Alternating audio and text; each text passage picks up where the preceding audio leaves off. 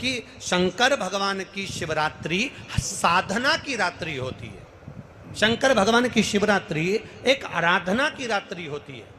हमने पहले भी कथाओं में कहा, हर महीने शिवरात्रि आती है, प्रत्येक महीने शिवरात्रि पड़ती है, और प्रत्येक महीने की शिवरात्रि पर अगर आपसे बन सके, आप दुनिया में अगर आपके पास में लोग कहें कि ये बहुत गरीब व्यक्ति है, बहुत साधारण व्यक्ति है, इसके पास धन नहीं है, वैभव नहीं है, सत्ता नहीं है, इसके पास खुद का मकान नहीं है, इसके पास खुद की प्रॉपर्टी नहीं है, इसके पास खुद की दुकान नहीं है, दूसरे के यहाँ काम करता है, इसके पास कुछ भी नहीं है, हम उनसे कहेंगे 12 महीने शिवरात्रि आती है, 5 जगह पर चढ़ाई हुई बेलपत्र, आप एक वर्ष 12 शिवरात्रि का एक नियम ले लो, 5 जगह पर बेलपत्र समर्पित करना सीख जाओ।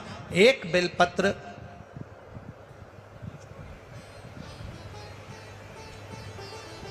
ये शिवलिंग, ये जलाधारी, बहुत ध्यान से देखना, ये चरण जहां से जल नीचे गिरता है, गणेश जी का स्थान, कार्तिकेय जी का स्थान, ये हस्तकमल माता पार्वती जी का हाथ हस्तकमल, शिवलिंग भगवान शंकर का स्थान।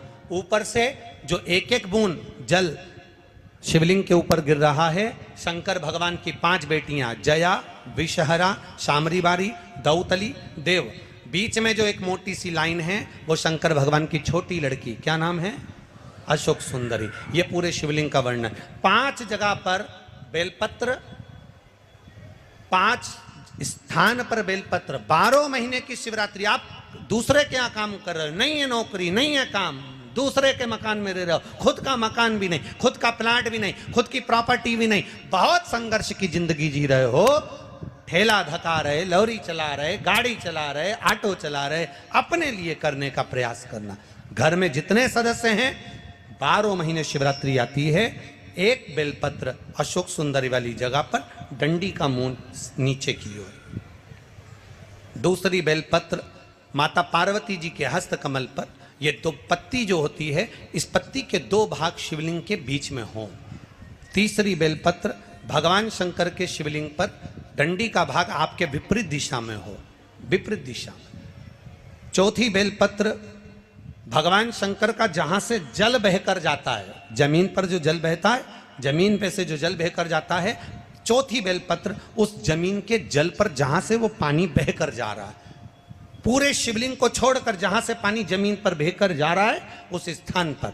और 5वीं बेलपत्र नंदी का जो पांव ऊपर उठा हुआ है, उस पांव के पास में 5वीं बेलपत्र समर्पित करना।